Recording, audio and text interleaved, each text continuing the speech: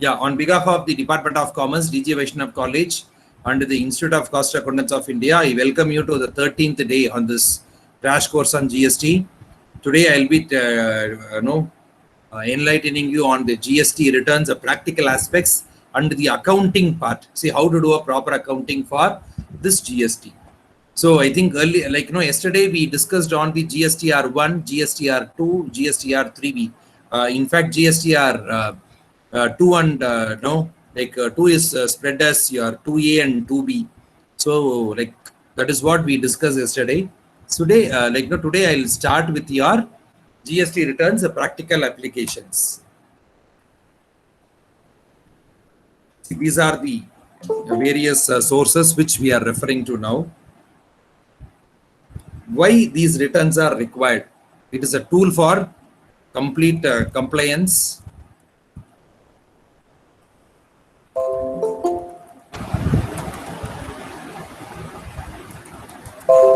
Yeah, it is a tool for compliance verification, and also it provides necessary input for policy decision making. The third one is management of audit and anti-evasion programs of tax administration. The last one is finalization of tax liabilities. Now, when you just look into this, the first one, it says a tool for compliance verification. See, a tax administrator, who is the tax administrator here? Your central government and the state government is a tax administrator. Now, they require a lot of data for the administration and for taking some policy decisions. What are the policy decisions that are to be taken is, are they getting the budgeted tax collection?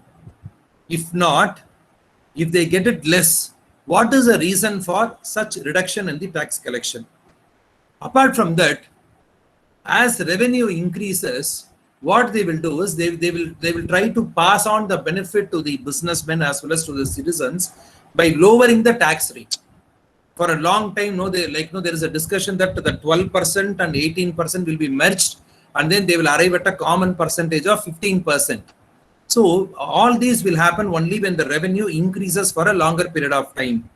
The next one is the management of audit and anti-evasion programs. See, when you have a proper tax compliance, when you have a proper return filing mechanism, proper tracking mechanism, we'll be able to do the audit. And also, we can keep lot of checklist, or we can have lot of checking mechanisms for anti-evasion programs. The fourth one is finalization of the tax liabilities.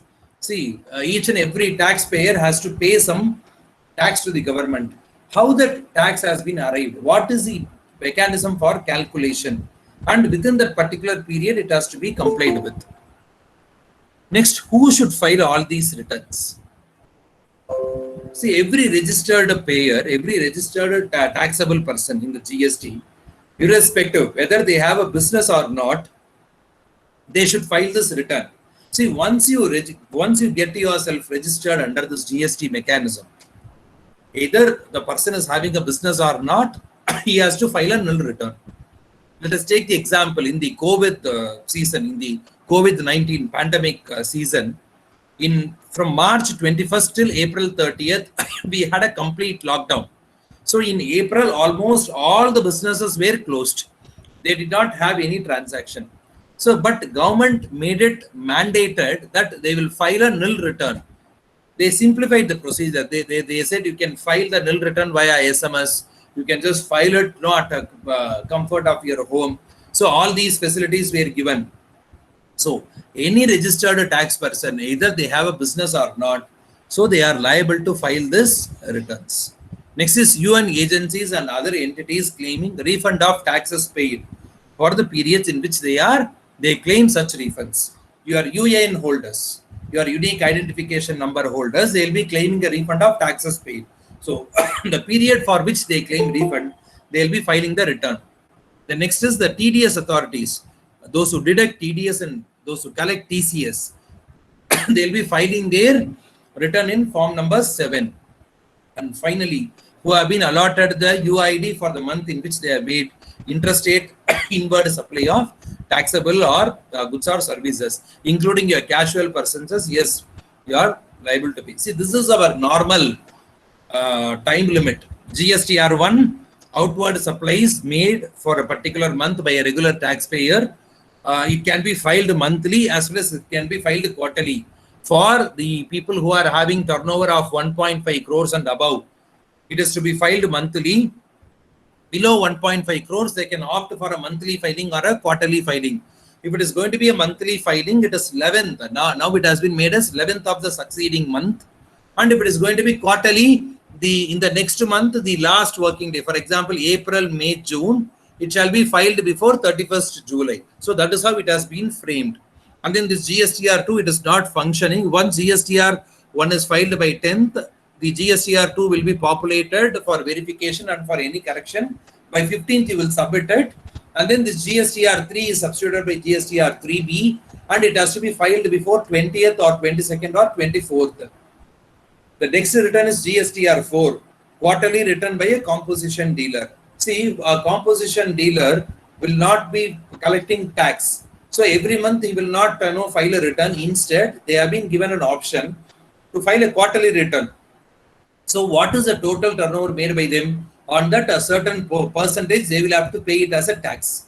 Even they cannot claim any input tax credit on the purchases. In the GSTR 3B, we saw one particular column. What does interstate supplies, or what is the supply made to the composition dealers? So if you have composition scheme, you cannot claim your input tax credit because your chain will get breaked there. So those type of persons, they will just pay a percentage on their total turnover as a tax to the government. They did not maintain all these GST records or registers, what is stipulated.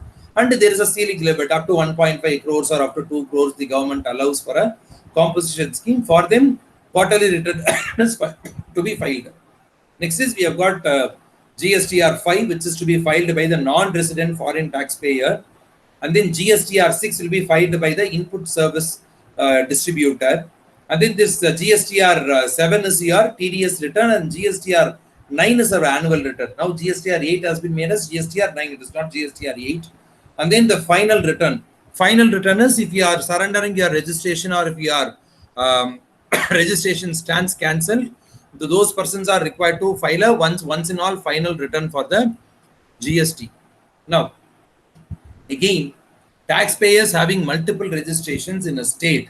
See, an entity can have single registration for all their business, or they can have multiple registrations. See, whenever they have a multiple registration in a particular state, they are required to file a separate returns for every registration.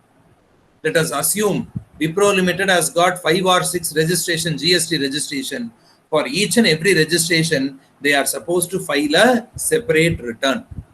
And casual taxpayers, they'll be filing their regular returns. And here the speciality of these GST returns is that all the returns are filed only in the online mode.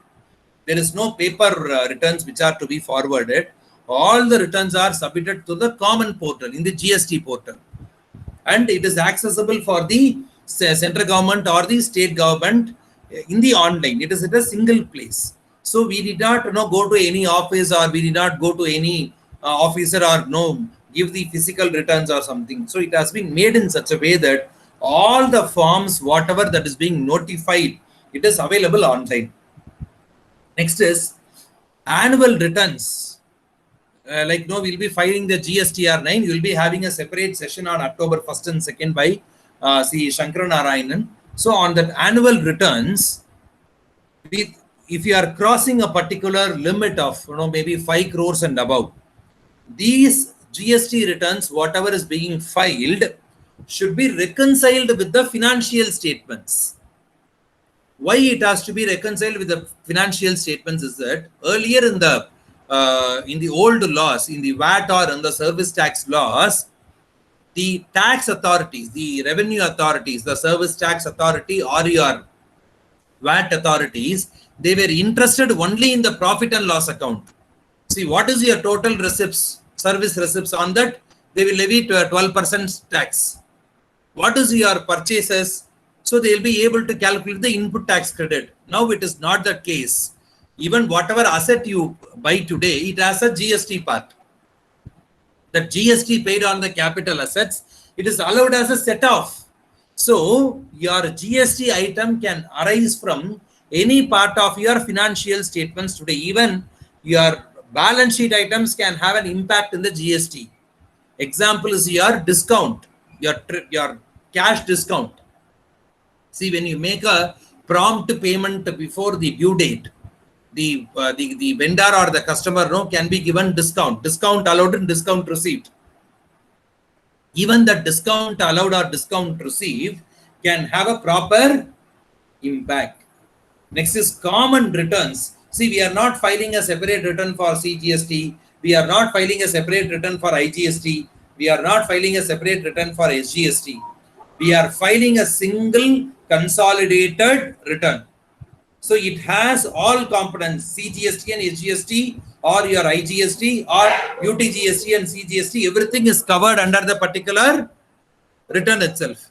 And here the speciality is that once you file the returns under the GST domain, it cannot be revised.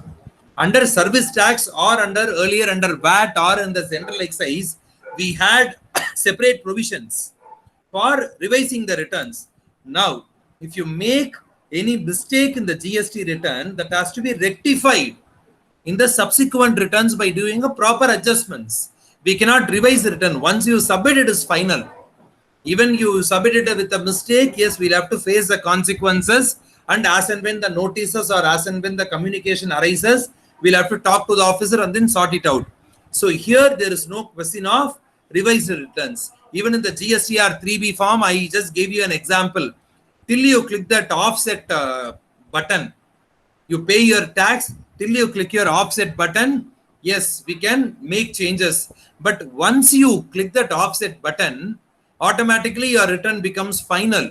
We cannot make any changes. So we need to be very cautious in the GST domain that we cannot file a revised return, and we should exercise proper care, proper diligence. We should be very cautious while filing the returns. Next, who should file what? Now, who are under the regular scheme? Now, every month they will be filing the GSTR1. This GSTR2 is not active, so they will be filing a GSTR3B and an annual return. So, for every regular taxpayer, you will have 12. If it is monthly, it will be 12 monthly GSTR1 returns, and then 12 monthly GSTR3B returns plus one annual return. So totally you will have 25 returns to be filed at the moment. And then taxpayer under composition return, you will have 4 quarterly returns. And then what? Annual return for the composition scheme. Casual taxpayer, so for every period of their registration, they will be filing GSTR1, 3B and GSTR5 on the expiry of registration. So it is based on a period, the casual taxable person. And the non-resident foreign taxpayer, for the particular period, they will be filing GSTR1 and GSTR3B, and then GSTR5 on the expiry of return. Input service distributor for GSTR6 monthly, and then TDS authority, GSTR7 should be filed for the month in which TDS is deducted or TCS is collected. So, and then annual return will be filed. And then UN bodies and UID cases, GSTR2 will be filed for obtaining a refund here. So this is again in the GSTR1. Look at this first point. I have spoken about HSN code for goods and SAC, service accounting code. For goods, we call it as HSN. HSN is nothing but harmonized system of nomenclature. That is called as HSN. And for accounting code for services, we call it as SAC, Services Accounting Code. And in GSTR1, this HSN code or SAC code should be mentioned. Why this is required is only if you mention the HSN code, they'll be able to decide whether the rate of tax collection is correct. In India, we have got so many languages. In one state, we call a particular product in the vernacular language. Let me take the example. In the coconut, in coconut you call in English. In Tamil you call it as tenga. In Kerala they call it as kopara. In Andhra the name is different. So each and every, we cannot create a dictionary for the product name. The milk, in Tamil we call it as pal, in Hindi you call it as a doodh. அதுல வேற சில speciality எல்லாம் இருக்கும், சில breakup எல்லாம் இருக்கும் அந்த பாலுக்கு. ஸோ அதுக்கெல்லாம் நம்ம வந்து எப்படி நம்ம இது பண்றது? அதனால they have created a specific code called HSN code, Harmonized System of Nomenclature. In the Harmonized System of Nomenclature, it is already available in the Customs Law. Customs Act of 1962 in the Harmonized System of Name and Nomenclature has been introduced. This is global, this HSN code. Now, the same HSN code has been introduced here also. And then, for whom it is mandatory, below 1.5 crores, you will mention the description of the goods. For above 1.5 crores and up to 5 crores, first 4 digit is mandatory. It has got 6 digit. And sometimes it has got 8 digits also. So classification, subclassification, and sub-classification. For example, mirror, maybe 4 digit. And the mirror la nariya category irukku. Adukku innoru 2 digit irukum. Adukulla category irukum. Adukku innoru 2 digit category irukum. So up to 5 crores, ella enna pannirpaanga appadina in the 4 digit code mandatory ah irukum. 1.5 crores 5 crores valikum 2 digit mandatory ah irukum. Any other taxpayer 6 to 8 digit based on the requirement. Compounding dealers ku வந்து HSN code தேவையில்லை, because they are just paying only a certain percentage, 1% or 2% on the turnover, because input tax credit is not available to them, nor whatever invoices they collect, they don't collect tax. So HSN code தேவையில்லை. அதே மாதிரி services க்கும் problem இல்லை. Accounting code is mandatory, but almost all the services are 18% taxable. So for services, the SAC code is required to be mentioned, but the rate is almost uniform, 18%. Only for goods, we have got dot of classification, we have got 5%, we have got 12%, we have got 18%, we have got 28%. So அந்த மாதிரி கேட்டகரிக்கு தான் இந்த HSN code நமக்கு தேவை. So for your own knowledge purposes, please go ahead with HSN code or SAC code. Now, in the GSTR 4 form, this GSTR 4 we have not discussed yesterday. This is called as a return to be filed by a composition dealer. So here it will be filed from in the quarterly thing. What will be populated? The inward supplies will be populated from the GSTR, one of the counterparties, which we cannot take an input tax credit at all, because it will expire. For composition dealer, input tax credit is not allowed. Next is whatever the inward supplies, what import of goods or services, what is being taken will be shown separately, and summary details. What is the outward supplies made? What is the non-GST supply made? What is the export that is made? The percentage of tax paid, 1% or 2%, what is paid will be just declared, and it will be directly paid from the cash ledger by debiting your cash ledger. So this is called as a GSTR 4, return of composition dealer. Now this GSTR 5 is nothing but return of a non-resident taxpayer, and it has to be filed after the expiry of the registration. And goods what are imported and outward supplies will be declared in this. ITC can be availed on the inputs and inward services.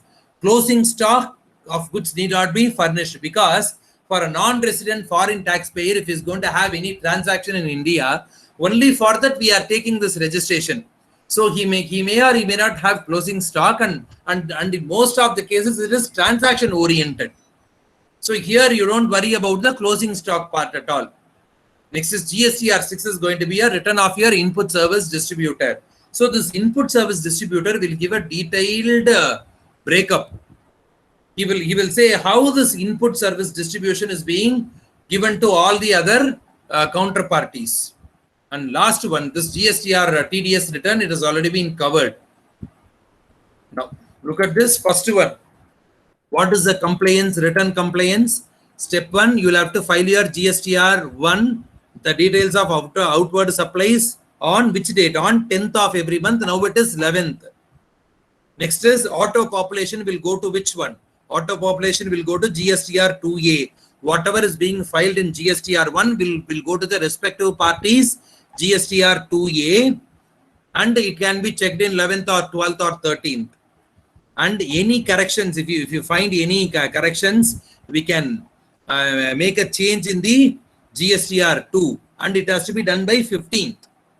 So 1 minus this GSTR2, and then GSTR1A will go to the particular person, he will accept it, and then it will be made final. It will happen on 16th or 17th. Can you see step 5? The supplier will accept or reject the modifications whatever you have proposed on 17th, and then GSTR1 will be amended to the particular extent. This particular step 1 and step 6, there will be a linkage. It happens on 17th, and then the next step, GSTR1 minus this GSTR2, the finalized GSTR2. If you have got any payment, yes, you will make it on 20th. If not, and then file your GSTR3 or 3B on 20th. So this is how the entire compliance chart is being set up. The filing of returns, I'm just giving you a due date wise thing. Now I will just teach you with the accounting procedures. Till now, any doubts? Have you got any doubts? Any clarifications? Sir. Yes, Ashwath. Sir, casual taxpayers are the one who put up shops occasionally, right?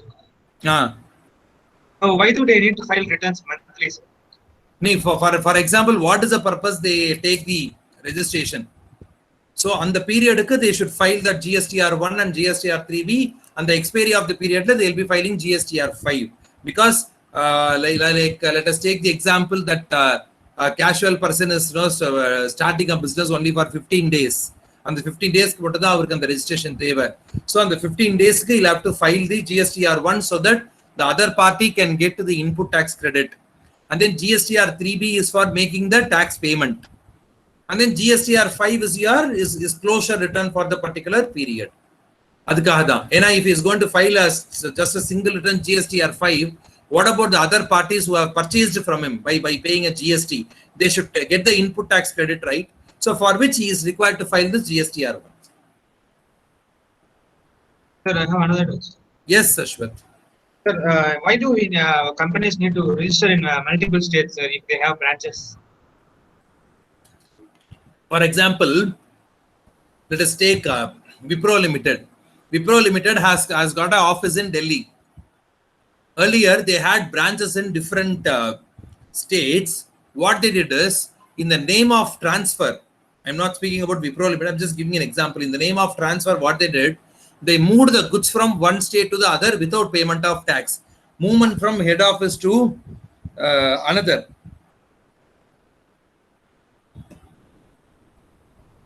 So in the GST era, what has happened is they have said that for every state it is mandatory that it has to be done. Yes, sir. Yes. Hope I have answered your question. Yes, sir. Okay. Just give me a moment. I will just open up my Word. Just give me.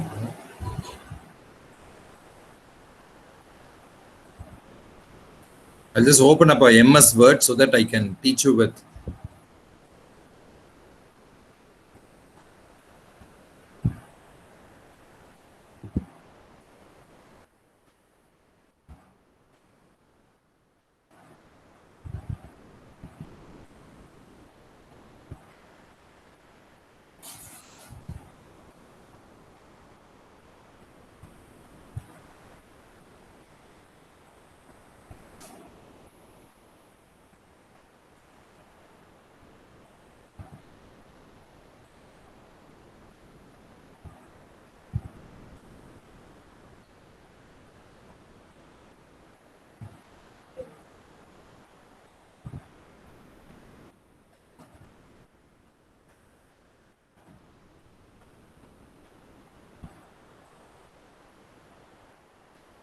Okay. I hope my screen is visible now. Just increasing my size. See, the GST accounting, how it happens is, for example, for purchase, see, if you purchase any goods, for purchase of any goods. Or see what will happen normally. Let us take the example as purchases 1 lakh, SGST 9,000 is paid, CGST 9,000 is paid. So total you pay it as 1,18,000.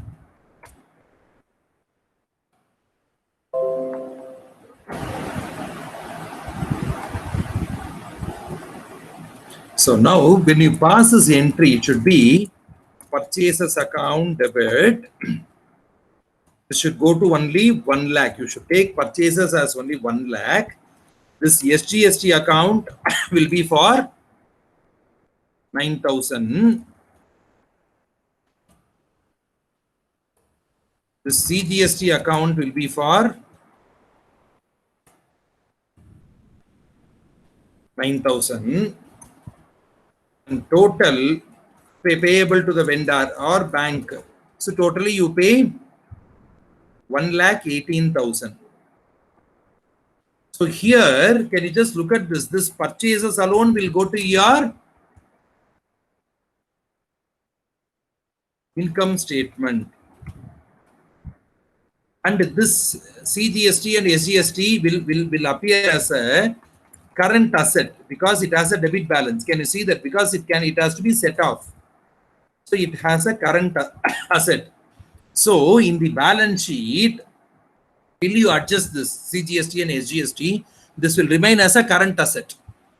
And then you are paying it from the bank, and whatever on the sales, whatever you make. So for example, you have made some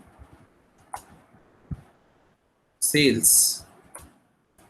So normally sales we credit it. So if you credited the sales, let us assume you have credited sales for 2 lakhs. Now you are collecting CGST. Whatever you collect CGST, that it has a balance. To CGST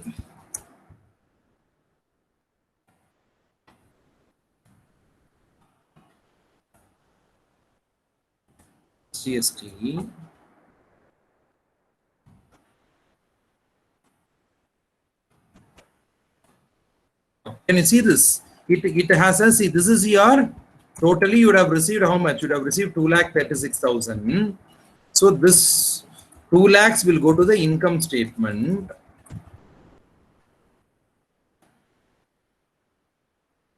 And then this will have a current liabilities.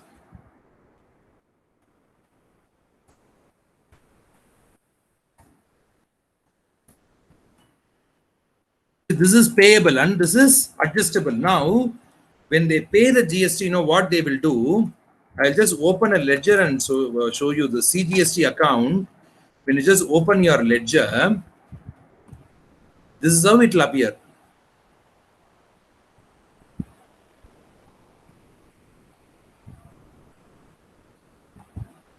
First one, in the CGST, you will enter it on the debit side here, and this is your credit.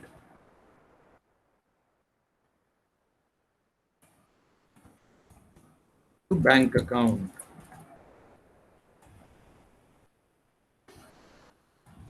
You'll have to enter only 9,000, and then here on the credit, here it is CGST.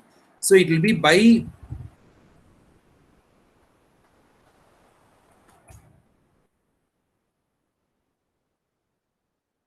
bank account, or you will have the name of the vendor or customer. See, I have just directly entered as bank. I'm just putting it. Now, what is the balance? Can you see 18,000? It is my liability. Out of it, 9,000 is already cleared. So what I will do now, I will debit here CGST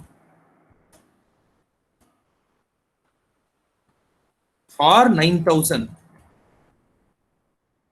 Again, SGST I will debit for 9,000. To bank 18,000. So here I will enter it as CGST to bank. So I'll have to just pay and close off this 18,000. So once I pay on a particular month, my particular ledger will be nullified. So here the CGST and SGST, it can have a current asset, it can have a debit balance. If you have a debit balance as a debt balance, that is available for set off. If you have a credit balance, it has to be paid. So that is how your accounting happens. So these type of transactions we do in case of purchases. See, sometimes we have something called as ineligible credits. In ineligible credits, for example, you pay GST that is not available for credit. So what do? You disallow it. We cannot take that input tax credit. So whenever there is a disability, so there is a ineligibility for the ITC, the quantum of tax paid shall be capitalized or it will be expensed. Let me give you an example.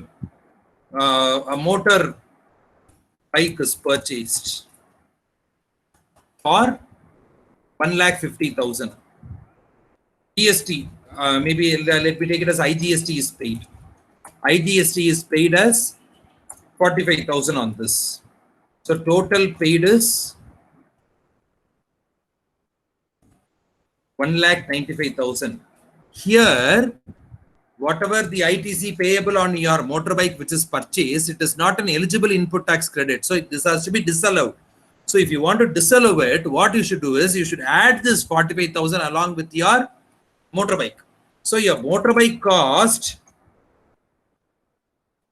here will be debited for how much? 1,95,000, and we will credit the bank account as entire 1 lakh.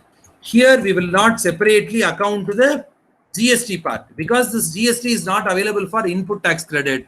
So we'll have to either add it with the capital value if you take it to the balance sheet, or if it is an expenditure, we'll have to take it to the relevant expenditure part. Hope this is clear. Now, did anyone speak to you with regard to the e-invoicing part? Sir, Yes, Kirtika. so I have a doubt, sir. Yes, Kirtika. If CGST and SGST differs, for example, if it is 10,000 and 10,000, if we have instant of 18,000, if we have 15,000, what will be our adjustment, sir? Okay. The set of adjustment also I will tell you. I think hope you are not. I think thought of that. The set of rules. Like this is what you mean, Kritika, set of rules? Yes, sir. Okay. First, this side will be payable. Payable, okay. Receivable, okay. Input tax credit. I'll take IGST, CGST, SGST. Payables. I will have IGST, CGST, and SGST. Now, in the first example, always we should give first preference to the IGST.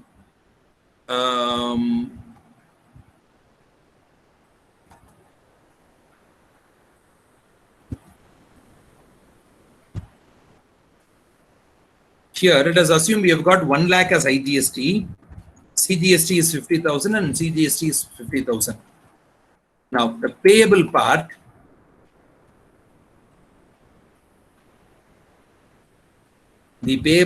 here, let us presume that I need to pay 1,50,000, and then I need to pay 60,000 and 60,000. First, what I should do is, this IGST should be completely utilized for this IGST. In this case, IGST and IGST will get set off. Fine. Now, here I don't have any balance.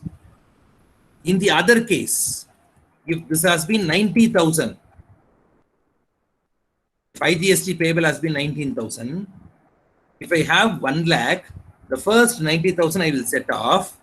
The balance I will set off completely with CGST. Here 90,000 plus 10,000, 1 lakh has gone there. Now, let me take this example. If it is 1,20,000, okay, let me take the 1,80,000. So out of 1,80,000, 90,000 I have set off here. The remaining, how much I have got? Another 90,000, out of which I will set off 60,000 here. I will set off the balance 30,000 here. So the IGST rule, first preference is always for IGST will be matched against IGST. And then if you have any balance, you will pay against CGST. And then you will make balance against HGST. This is the first step. Here, we cannot bypass. So we'll have to go as per this order. Now, let us assume that I don't have any payable here in IGST. These are input tax credit. In CGST, I have got some input tax credit, 50,000. This 50,000, first I will set off with CGST. I will not take with IGST. CGST, first preference, what I will do? I will set off with CGST. If there is any balance, I will go to IGST. I will not go for CGST, cannot be set off with SGST. This is not possible. For example, let us assume I have got 1 lakh as balance, CGST here. So this 60,000 I can set off with CGST first. Any balance I can utilize with IGST. I cannot utilize with CGST. Even if I have, for example, I have got adequate balance here. I have got 2 lakhs. So 60,000 I have used here. 90,000 I am putting it. 1,50,000 balance I have got 50,000. That 50,000 I cannot set off with this SGST. I will carry forward to the next period. Now in the similar case, this 50,000 has to be first set off with 50,000 in SGST. If you have any balance, we can go with IGST. We cannot take it with CGST. That is not possible. The same example here, this 2 lakhs. So I am setting off 60,000 here.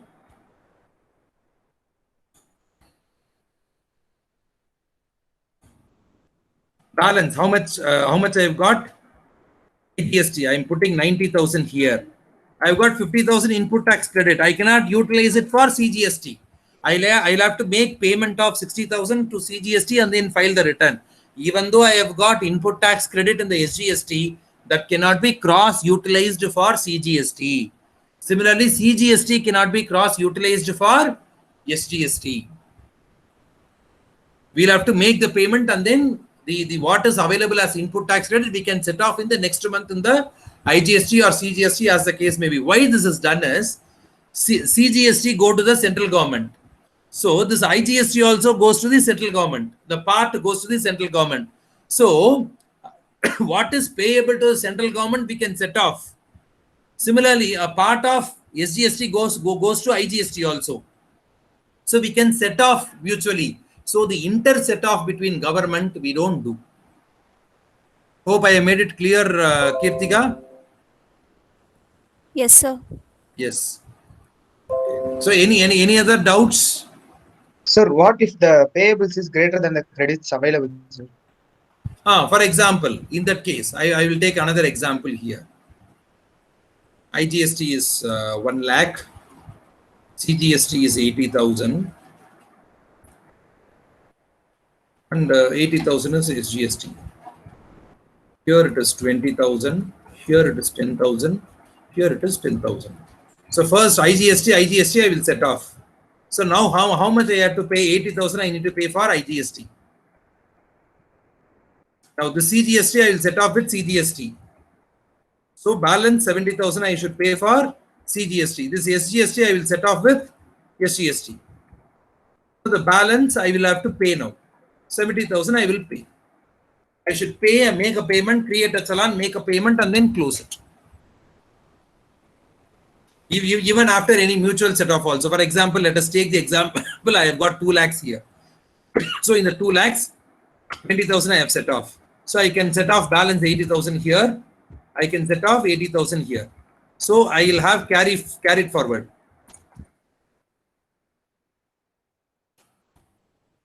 I'll carry forward 60, 180, 180. So it's 20 now.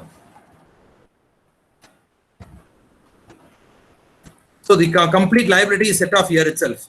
So this 10,000 I will carry forward. This 10,000 I can carry forward.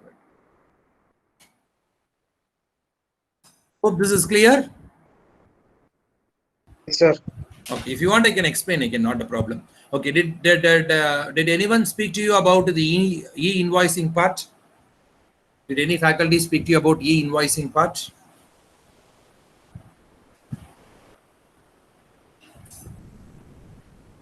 No? No one spoke about e-invoicing part?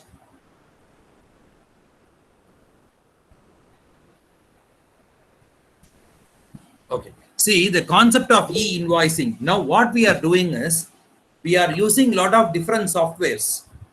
What are those software? We have got Tally, we have got SAP, we have got ERP, we have got Oracle.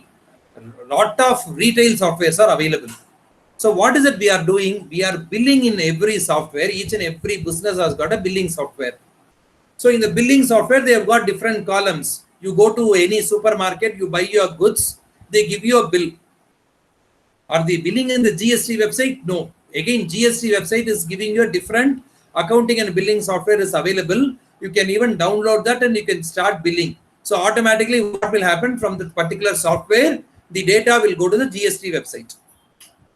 Now the government has come out with a plan called e-invoicing, electronic invoicing. See, the electronic invoicing, each and every vendor will have to bill it in a common portal. In the GST common portal, you will have to bill it. For example, I am buying computers worth 50 lakhs from Acer. Acer, earlier they had a different software for billing it. And from that, every month they will be transferring the data to the GST portal. Now, Acer has been made mandatory that any company having a turnover of 500 crores in the preceding financial year. In the preceding financial year, in the last year, if you had 500 crores, e-invoicing has been made mandatory from 1st October 2020. From day after tomorrow, all those companies will have to go for e-invoicing. So they'll have to raise the invoice in the common portal. And then that invoice will automatically get reflected. See, from where they have taken this system of e-invoicing is that if you visit Singapore, in Singapore, this GST was launched very long back. Yeah. I think many students are facing some difficulty with regard to the electricity power connection because of rain. Yes, any students who are having problem, you can watch the video later. So in the Singapore, you go to any shop, you buy any article, you pay GST. Within 24 hours, the data will automatically get populated into the department's portal. The Ministry of Revenue, the Singapore department, you can go there, go to the ministry's website, put your invoice number, the vendor number, and see whether the GST has been reported or not. So if you have this e-invoicing part, which is made mandatory, so all the vendors will be required to bill in which website? In a common portal. And it has got a direct linkage to your returns. So whatever billing you do, B2B or B2C, you go via your GST common portal, and 100% compliance will be there. Over a period of time, if this e-invoicing is made mandatory 2 or 3 years, the GST audit itself will go off. No one is required to do a GST audit because the bill is being raised in the computer system. In the GST portal itself, the invoice is raised. So the department has got 100% verification of the data. So no one can take a fake input tax credit. No one can sell without no one is authorized to issue invoice in any other format. They'll have to raise this e-invoicing only. So in that case, over a period of 1 year or 2 years, what will happen? the tax evasion will completely come to a very small level in the e-invoicing. What are the benefits of e-invoicing? Easy compliance. You will have to go to the GST portal, raise the invoice, do it, fine. That's it. Automatically that will get populated with the other person's login and it will be available to the government. The other person can take input tax credit. If he does not want to take input tax credit, if it is ineligible, he can tick ineligible. Automatically it will go as ineligible credit. And the compliance becomes very easy. And GST audit is not at all required. It is the ease of doing business. But idhukku enna cons நம்ம ஊர்ல infrastructure website system பாதி நேரம் நம்மளுக்கு server problem. On every month we face this issue. On 20th you go to the GST portal, the portal will not work, it will be server down. So they will extend the due date by 1 or 2 days. So if the server problem is being tackled, and the government of India will be the real winner in the GST. And collection also will improve. No one can issue fake invoices. They'll have to download the invoice only from the GST portal. You will have a strict compliance on that. And this has been proposed in the GST meeting held on 14th December 2019. And I will just show you one diagram of that e-invoicing, how it happens. And then you will be able to understand that better.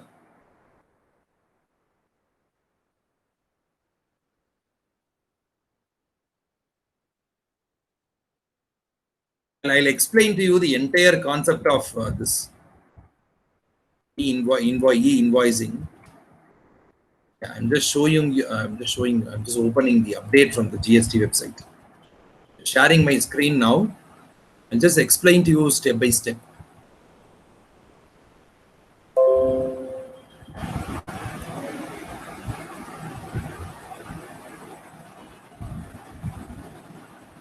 Sabka Viswas, all these are updates. The e-invoice. This e-invoice was proposed from 1st April 2020.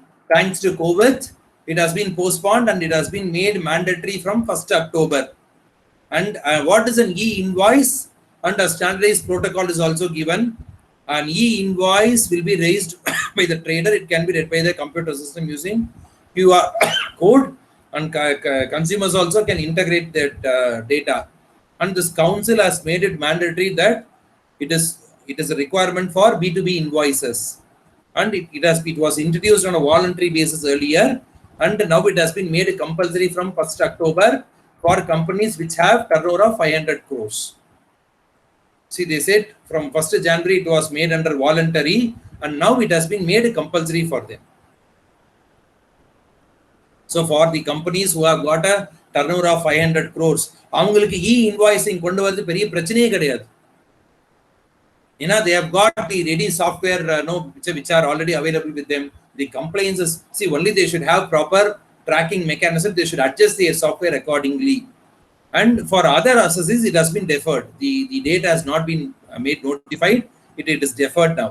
And it is available in the GST network website. If you go to the GSTN website, this GSTN website will give you a lot of information about the technology happenings, what are available. And then the following portals, can you see how many portals, how many servers they have created now? E-invoice 1, 2, 3, 4, 5, 6, 7, 8, 9. As of now, 10 servers have been created for this e-invoicing. And this is applicable for how many companies? This is applicable for the companies which have got above 500 crores. That is any registered person who have got 500 crores, and it will be only a sizable number of companies, based on which later they will start expanding the server. And again, they will have a quick resolution, the code also. You will have a QR code, a quick response code. You can just scan it and you can access the invoices. So how the system has been proposed. See, they have said it is for the B2B invoices in a phased manner. It is being implemented, and the format has been standardized. See, what is that they have standardized? The invoice number, the date, and all the other stuffs have been standardized here. And what are the different apps that are available here? We have an invoice registration portal. web-based portal, an API-based portal, SMS-based portal, mobile app-based, offline tool-based, and GSP-based, GST practitioner-based. So the invoice registration portal, your ISP, your IRP is the 10 servers what we saw earlier. E-invoice 1, 2, 3. In those portal, if you just go and feed your invoice, you will be able to generate your invoice and you can send it across via any mode, email, or you can just upload it, and the other person will be able to access it, and they can take it in their automatically in their system. So, and any business can even continue in their billing software. Everything they can continue. It is not going to be stopped, but all these formats will be standardized. For example, you can use your own tally also. Again, this tally will be integrated with this e-invoice system. And all these invoices will be reported to a central system. And from the central system, it will flow to the GST portal. So, this is how it has been framed today. And what are the other benefits of this invoice system is, we will have a complete trial. Look at this word. What is this complete trial? It means 100% we can vouch. And they notified a new return, the sales register and the purchase register. It was called as Annex 1 and Annex 2 in the new forms which are notified, but that have been deferred. So this Annex 1 and Annex 2 easily we can prepare with the help of e-invoice, and the system itself will match this input tax credit and output tax credit. There will be no issues at all. We will not have any problem at all, and any multiple formats or any issues will be overcome in all these system issues. And reduction of tax evasion. Tax evasion can be completely avoided because you have got 100% verification for all these data. And then each and every invoice will have a unique invoice reference number, IRN. And this IRN will be system generated by the IRP, Invoice Registration Portal, and the GST. See, normally when we have a business, we generate the invoice number 1, 2, 3, and the number போடுறோம். Once நம்ம இந்த e-invoicing போட்டுட்டோம் அப்படின்னா, இந்த IRP போர்ட்டல்லையே உங்களுக்கு ஆட்டோமேட்டிக்கா அந்த சிஸ்டமே யூனிக் இன்வாய்ஸ் ரெஃபரன்ஸ் நம்பர் அது கொண்டு வந்துரும். Just give me a moment. I'm just receiving a call from the institute.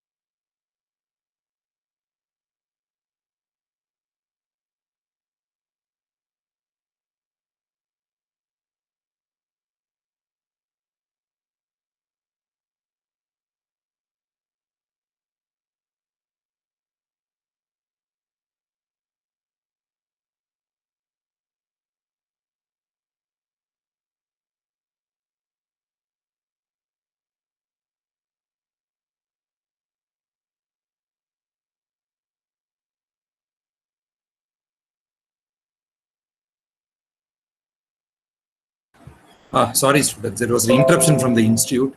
Okay, see this particular workflow of this e-invoicing is, so it starts, the interaction is between the business and the invoice registration portal, and then there will be integration between the invoice registration portal, GST, and the e-way bill. See here they are having a triangular structure.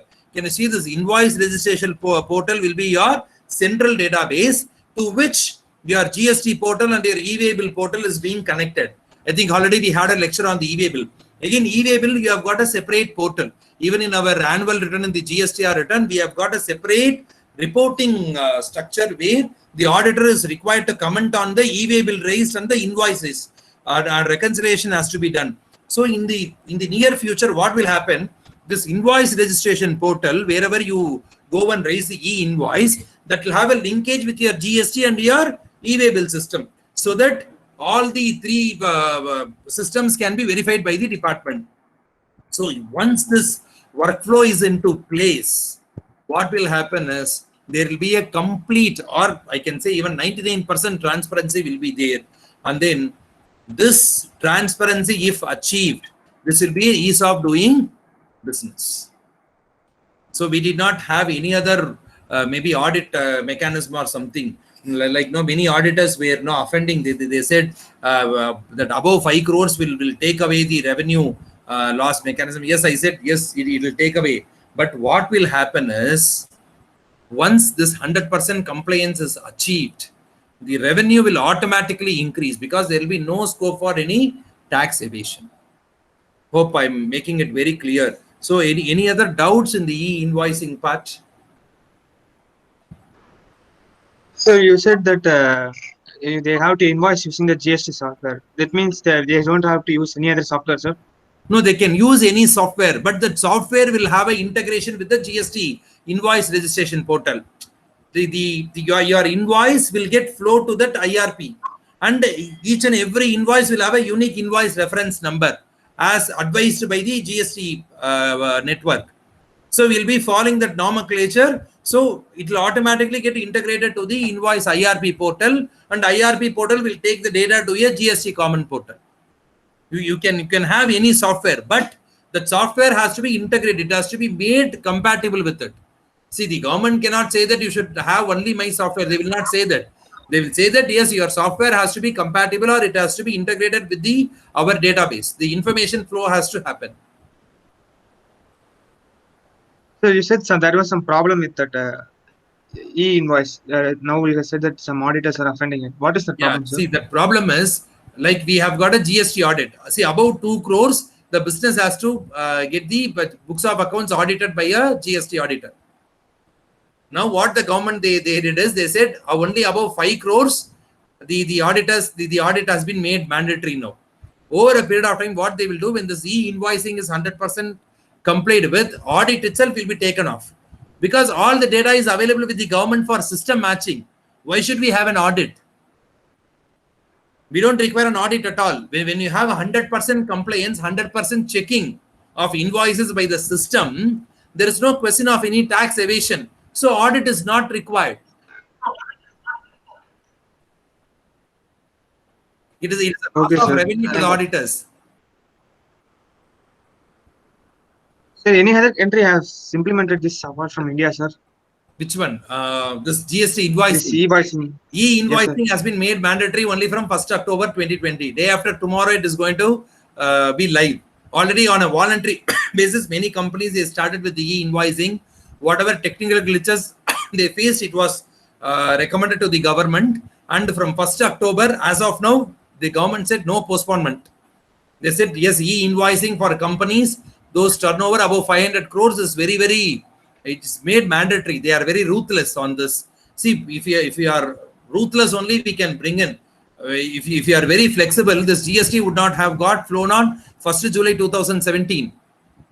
See, with all difficulties, with all technical glitches, this GST came on 2017. For 6 months, for 1 year, people were crying. Traders will have to file 37 returns, 38 returns. Now everyone is complying with it. They are used to it. If you want to do business, yes, you are supposed to follow it. Normally, if I talk this in any forum, people say you are pro BJP. I said I'm not pro BJP. I'm pro government. You go to if you want to go to US, you require a US visa. You fill up lot of forms. Whatever documents they ask, you supply for. If once you enter the United States of America, whatever rules and regulations are being prescribed by the government, do you follow? Why do you follow? If that can be done in United States of America, why can't it be done in India? Why should we cry against a particular taxation? Anyway, we are going to pay tax. Earlier also we paid central excise duty, we paid on all goods, we paid VAT, we paid service tax. Even for railway ticket, service tax was made for mandatory for AC coaches. We paid tax. The same thing is being implemented in GST. Why should we have a cry and a haul then? என்கிட்ட ஒரு ஆட்டோக்காரன் சொன்னா GST வந்தப்போ, sir வீட்ல இருந்து காலேஜுக்கு 80 rupees கொடுப்பேன் ஆட்டோல, சார் 100 ரூபாய் கொடுங்க சார் ஜிஎஸ்டி வந்தது அப்படின்னா, சரி இன்னைக்கு வா விடக்கூடாதுன்னு கேட்டேன். உனக்கு ஜிஎஸ்டினால உனக்கு என்ன ப்ராப்ளம்னு கேட்டேன். சார் விலை ஏறி போச்சுன்னா, ஏன்பா பெட்ரோலுக்கு ஜிஎஸ்டியே கிடையாதேப்பா அப்படின்னு. அன்னில அவன் ஜிஎஸ்டி பத்தி பேசுறது இல்லை. See, for all hotels they raised. See, I will tell you where we went wrong also. அதையும் நான் சொல்றேன். நம்மளுக்கு எங்க ப்ராப்ளம் வந்ததுன்னா, we have a clause called anti-profiteering. We have not taught you that anti-profiteering because it is no more relevant. What is anti-profiteering is, in this on 1st July 2017, GST was proposed to be introduced. It was proposed to be introduced from 1st April. So they deferred it by 3 months. 1 year before that, what government should have said is, if you want to raise your prices of the product because of your GST impact, see, you calculate the GST impact. What will be a GST impact from 1st July 2017? If there is going to be an impact in your prices, you raise it now. In 2016 itself, you raise it. In 2017 till mid 2018, no one can raise the price of the product. If they have made it compulsory at that time, we would not have had this problem. Anti-profiteering. People in the name of GST, they started raising the prices and they made enormous amount of profit. Let us take the example of a local tiffin center, which is there in the streets. Before the implementation of GST, rice, pulses, dal, it was not covered under sales tax also. It was essential commodities. It was not covered under VAT. The prices did not have an impact. Post the implementation of GST also, rice, jaggery, salt, all these goods are not covered under GST. They have been exempted. Then where is the question of price increase? Rice was 50 rupees per kg before the introduction of GST law. Even after the introduction of GST law, it should have been 50 rupees per kg. Maybe there can be a market fluctuation because of the demand and the supply. Because of the impact of GST, the prices were not at all impacted. You go to a local tiffin center, they said the cost of one idli, 10 rupees became 15 rupees because of GST. Where is the impact for GST? They wanted to fill their package, so they raised it. The government later, after 6 months, they thought something went wrong and then they brought the anti-profiteering clause. By the time anti-profiteering clause, the authority got notified, all these cries and halls got stabilized, and now it is okay, almost okay. See, many people are speaking about the price which has got increased because of GST. No one is speaking about the prices which have got decreased because of GST. What about your mobile phones? What about your computers, laptops? It has got decreased. Your transportation cost, it has not got impacted at all. Books are, your college books, your school fees, college fees are exempted from GST. Hospital services, you go to any hospital, are they charging GST for your medical services? No, that has been kept out of the purview of GST. Only the business transactions, earlier they were paying around 40% tax, and now that has been reduced maximum to 28%. And you go and argue this with any person who is evading tax, he will say, I don't have time to discuss with you, because they cannot discuss. They cannot be transparent. Any doubts? Okay, now I'll show you an Excel file, how we normally maintain a small trader data. I'll show you that file so that you can take some takeaway. So how to, maybe tomorrow if you start filing the returns for your clients, know how to maintain the data, you can take away from that. I'll just show that.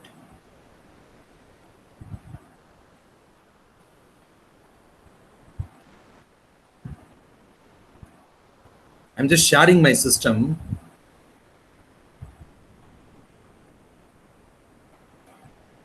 Okay, see, can you see this? For a normal, maybe for a very small client who has got some limited transaction, this is how I just maintain a file. So here, the first part, it gives your sales or supply, whatever supply they make. So what I do, I just mention the month. For every month, I have got a tab. So previous month credit balance, if I have got any credit, I just enter it in the year, in the beginning of the financial year.